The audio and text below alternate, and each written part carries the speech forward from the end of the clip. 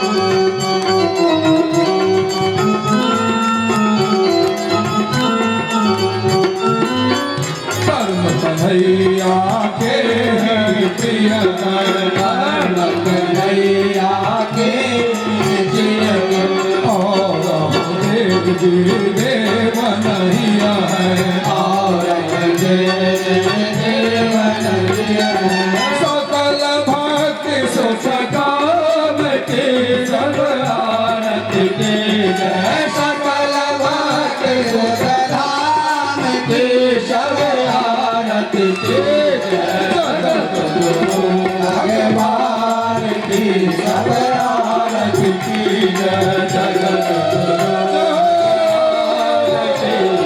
आरती की जय भाष्यकार भगवान की सब आरती की जय भाष्यकार भगवान की सब आरती की जय जगत गुरु भगवान की सब आरती जय श्री राधे गुरु भगवान की सब आरती की जय जगत गुरु भगवान की सब आरती की जय जगत गुरु भगवान की सब आरती की जय जगत गुरु भगवान की सब आरती की जय जगत गुरु भगवान की सब आरती की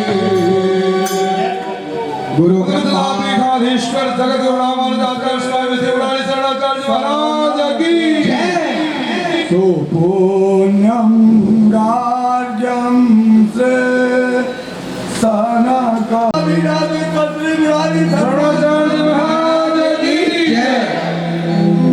जगद्गुरु नंदाचार्य स्वामी जी महाराज की जय जगद्गुरु देवनाथाचार्य महाराज की जय सभी भक्त अपने स्थान पर बैठ जाएं अब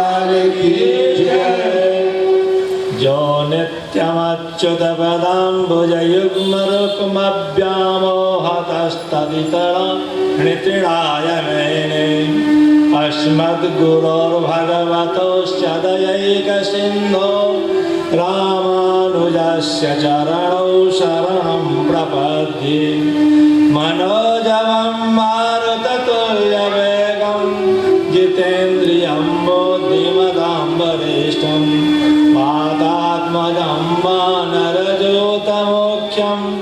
श्रीरामदूतं शरणं प्रपद्ये प्राची सन्ध्या काचिदत् अन्तर्निशायाः प्रज्ञादृष्टेरञ्जनस्त्रीरपूर्वा वक्त्रीवेदां भातुमेवाजिवक्त्रा पागी साक्षात् वासुदेवस्य मूर्तिः ज्ञानानन्दमयं देवं निर्मलं स्फटिकाकृतिम् आधारं सर्वविद्यानां हयग्रीवमुपास्महे लोके वनस्पति बृहस्पति तारतम्यं यस्याकटाक्ष परिणाममुदाहरन् सा भारती भगवती तुजदीयदासी तां देवदेवमहिषीं श्रियमाश्रयामः यस्याकटाक्ष मृदुवीक्षणेण सद्यः समुल्लसितपल्लवमुल्ललासौ विश्वं विपर्जय समोत्थपिपर्जयं प्राक् तां देवदेव महिषीं श्रियमाश्रयामः जं प्रव्रजन्तमनुपेतमपेतकृत्यं द्वैपायनो विरहकातर आजुभावो पुत्रेति तन्मयतया करवोऽभिनेदु तं सर्वभूतहृदयं मुनिमानतोऽस्मि निगमकल्पतरोर्गलितं फलं सुखमुखादमृतद्रवसंयुतं पिबत भागवतं रसमालयं रसिका भुवि भावुका ॐ नमो भगवते वासुदेवाय।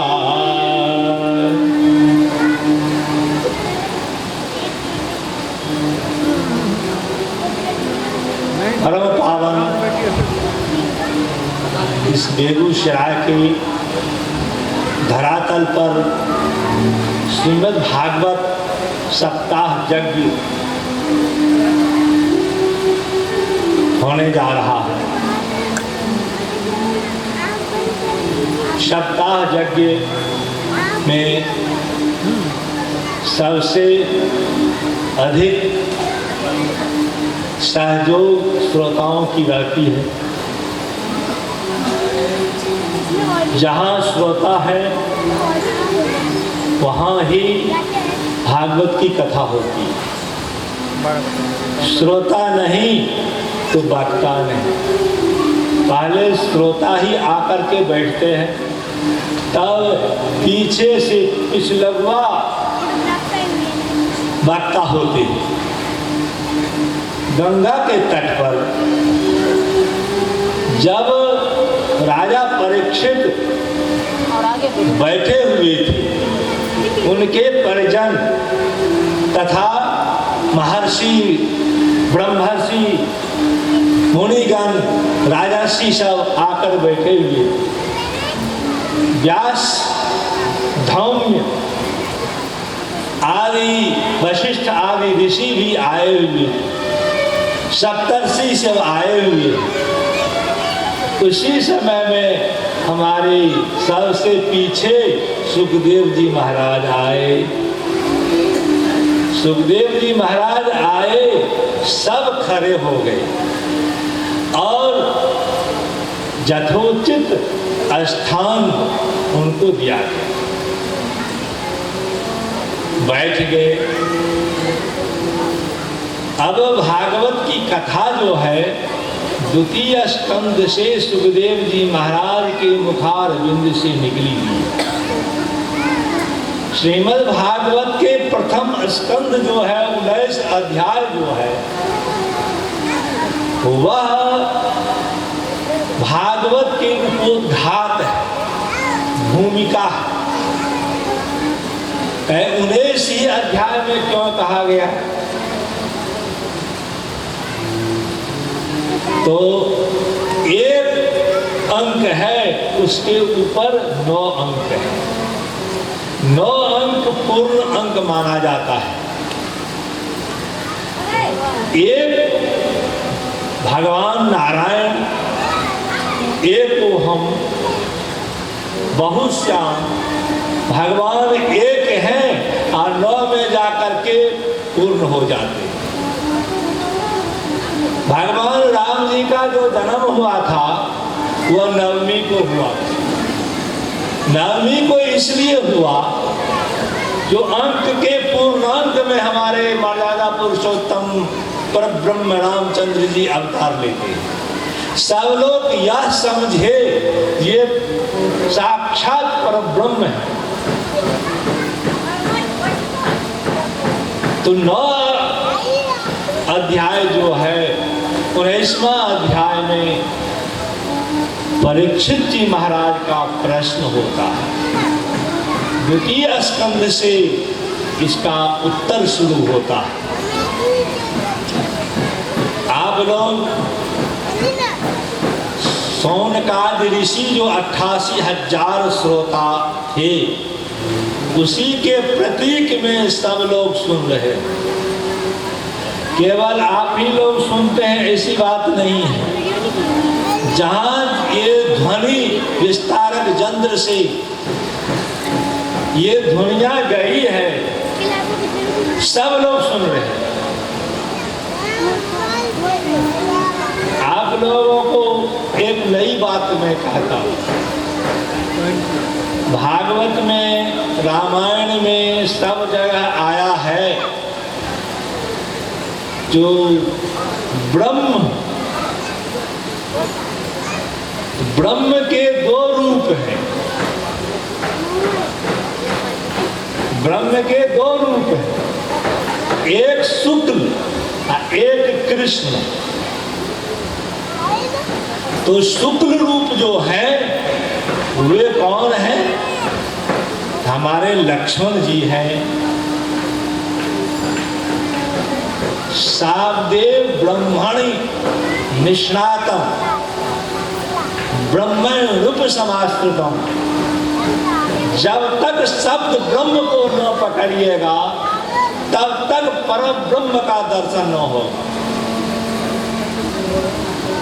तो शब्द ब्रह्म जो है वे हमारे लखनलाल जी हैं। आप लोगों को समझने के लिए बात कहा। बलराम जी शब्द ब्रह्म है, राधा जी शब्द ब्रह्म है, महारानी जानकी शब्द ब्रह्म है। जो शब्द ब्रह्म होगा वो गोरा होगा और जो परब्रह्म होगा वो काला होगा। राम जी श्याम वर्ण है, कृष्ण जी श्याम वर्ण है। तो जब तक शब्द ब्रह्म न होगा तब तक परब्रह्म नहीं मिलेंगे। हम लोग जो भजन करते हैं शब्द के साथ या मंत्र जाप करते हैं, ये है शब्द ब्रह्म। सबके अंदर में शब्द ब्रह्म है और परब्रह्म भी है। नाभि के नीचे मूलाधार जो है, जिसको स्फोट कहते हैं, व्याकरण शास्त्र में शब्द को ब्रह्म माना गया है। तो शब्द ब्रह्म जो है नाभि से नीचे मूलाधार जगह है, जिसको शून्य प्रदेश है, उसी शून्य प्रदेश से स्फोट होता है। जो कोई कुछ बोलता है वो बैखड़ी से बोलता है। स्फोट से, मूलाधार से वह शब्द ध्वन्यात्मक निकलता है।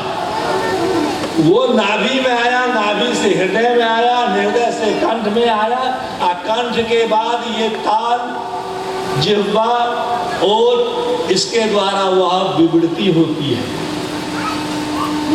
ये शब्द ब्रह्म है। तो शब्द ब्रह्म के बिना हम परब्रह्म को न प्राप्त कर सकेंगे। ये कथा क्या है? शब्द ब्रह्म है। इसी शब्द ब्रह्म के द्वारा हम परम ब्रह्म को प्राप्त करेंगे। हमारे शंकर जी शब्द ब्रह्म है।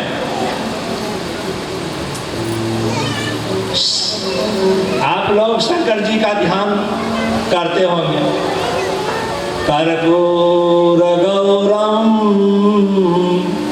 करुणावतारम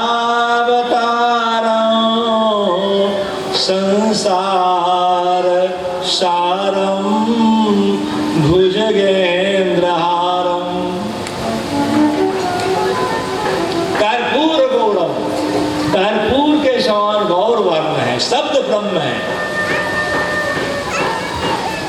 तो शब्द ब्रह्म जो आज हमारे सुखदेव जी महाराज शब्द ब्रह्म के रूप में कथावाचक रूप में आए हुए हैं और उनका परिचय भी आवश्यक है।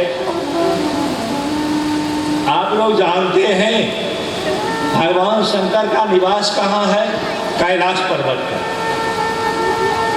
वहां पर पार्वती जी निवास करती है। दोनों बिल्कुल सन्निकट में हैं। पार्वती के तरह तरह के प्रश्न होते हैं। उस प्रश्नों के बीच में पार्वती ने पूछ दिया, हे भगवान अमर कथा हमको सुनाइए। भगवान शंकर ध्यानस्थ होते हैं, कहते हैं पार्वती अमर कथा का सब लायक नहीं है। श्रोता जो होते हैं कई प्रकार के श्रोता होते हैं। एक श्रोता होते हैं तीता ऊना, जिसको चलनी कहते हैं। आप लोग चलनी में आटा डाल देते हैं और चालते हैं। सत्व जो है नीचे गिर गया और भूसा ऊपर में रह जाता है। एक श्रोता है चलनी के तरह, जिसको तितौना कहते हैं। तो कथा सुने और भूसा लेकर के चले गए। सत्व को अच्छा जी चीज है वहीं पर छोड़ दिया। एक होता है सूप। सूप जानते हैं आप लोग, जिसको फटकते हैं भूसा निकल जाता है, सत्व रह जाता है। एक सूप की तरह श्रोता होती है। एक हुरार के तरह श्रोता होता है, जो ना उसको सुनना है और न किसी को सुनने देना है। बीच में आकर बैठ गया और गप लगाना शुरू कर दिया। ऐसे भी श्रोता होते हैं। सो सोनकाल ऋषि सब किस तरह के श्रोता थे? तो बिल्कुल शब्द ब्रह्म जो है उसको कान से पी रहे हैं, सुन रहे हैं, साकांक्ष होकर के सुन रहे हैं। भगवान शंकर कहते हैं पार्वती सावधान होकर के सुनना है। और अधिकारी के बिना यह कथा न सुन सकता है। जो अधिकारी होगा वही कथा सुनेगा। भगवान शंकर के कहने के बाद पार्वती तैयार हो जाती है। सबको वहां से निरसन कर देते हैं। सारे जीव हट गया, पक्षी पशु सब हट जाते हैं। कथा शुरू हो गई। कथा में क्या होता है? श्रोता और वक्ता दोनों की आत्मा का तार मिलता रहता है।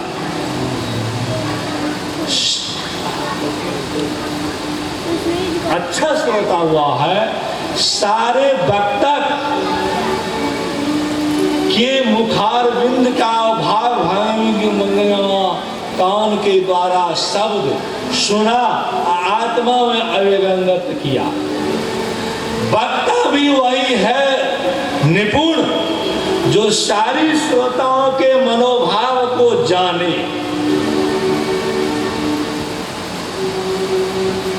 जो कौन सुन रहा है और कौन नहीं सुन रहा है, कितने पानी में कौन श्रोता है। ये वक्ता का भी विलक्षण धर्म होता है। हम भी शिक्षक रहे कुछ दिन तक, सैकड़ों विद्यार्थी पढ़ रहा है, कौन नहीं पढ़ रहा है सब जान रहे हैं, कौन पढ़ रहा है वो भी जान रहे हैं, कौन समझ रहा है ये भी जान रहे हैं, कौन नहीं समझ रहा है ये भी जान रहे हैं। तो ये विलक्षणता शिक्षक में होती है। उसी तरह से सुखदेव जी महाराज की कथा के प्रसंग में आप लोगों को भगवान शंकर और पार्वती का संवाद हुआ, सबको हटा दी।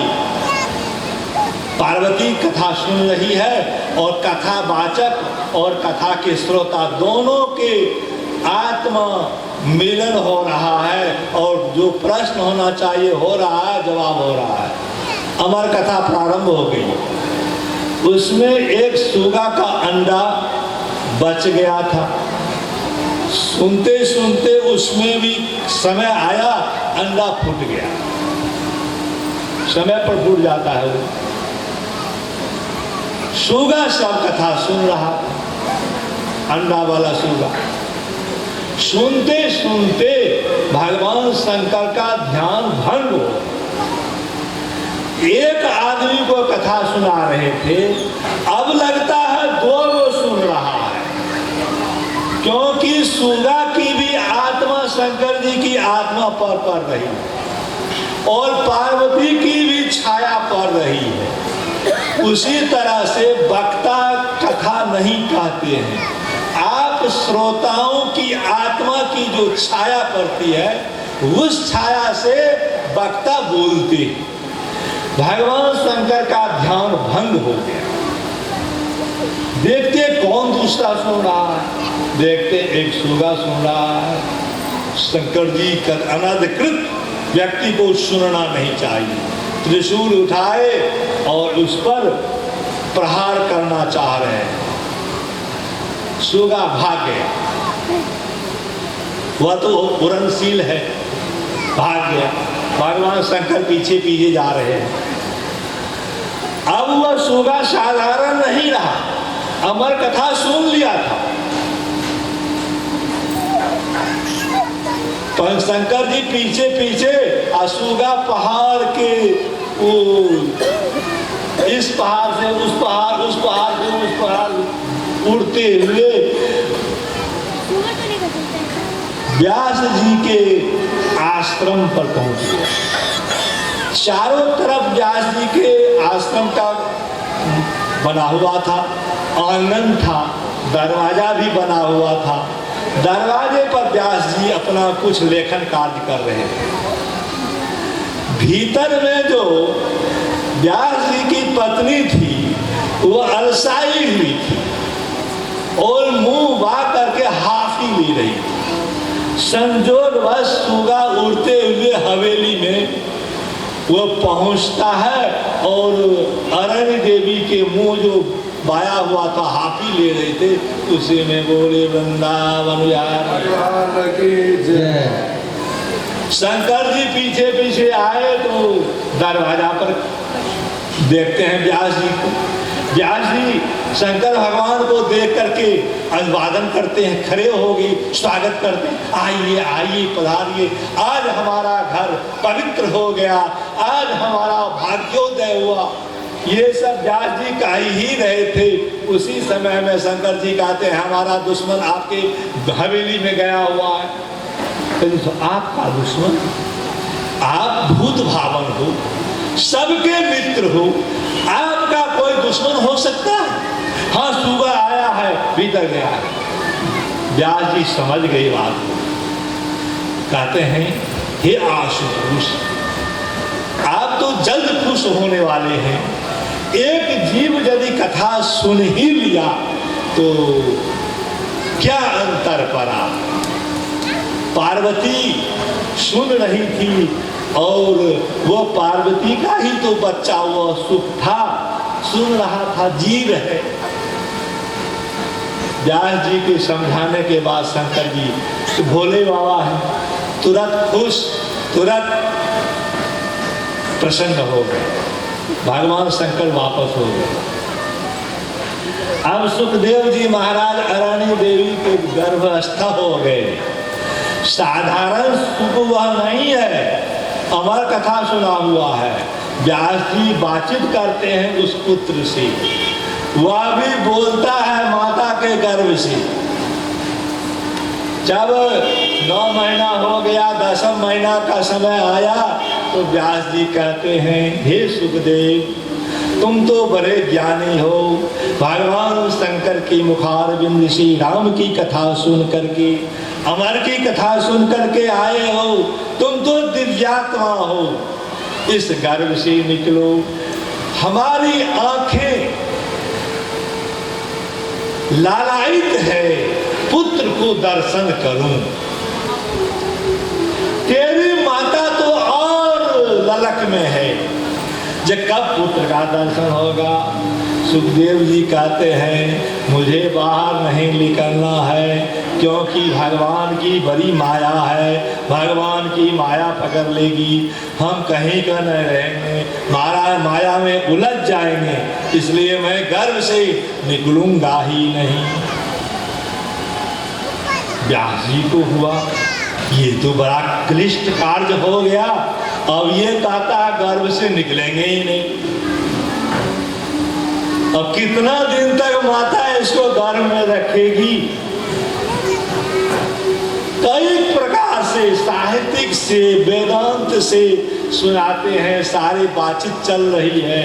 माता भी कहती है तुम मेरे गर्भ से निकलो, वह कहता है नहीं निकलूंगा, मुझे डर लगता है ये संसार में माया जो है भगवान की वह पकड़ लेगी, अब पकड़ लेगी तो हम तो बच्चे हैं, निश्चेष्ट हो जाएंगे, संसार में लिप्त हो जाएंगे, भगवान का भजन नहीं होगा, जिसलिए हम आए हैं संसार में वो न हो पाए। सुखदेव जी महाराज उपदेश देने के लिए नारद जी स्वयं आए।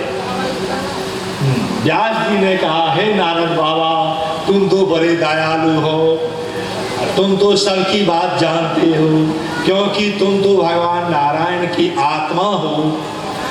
हमारा पुत्र जो है वह गर्भ में ही है, निकलता नहीं है, कुछ उपदेश दे दो। नारद जी उपदेश देने लग गए, लंबे लंबे उपदेश प्राप्त किए सुखदेव जी। गर्भ में ही उपदेश मिल रहा है, गर्भ में भी उपदेश मिलता है। जो माताएं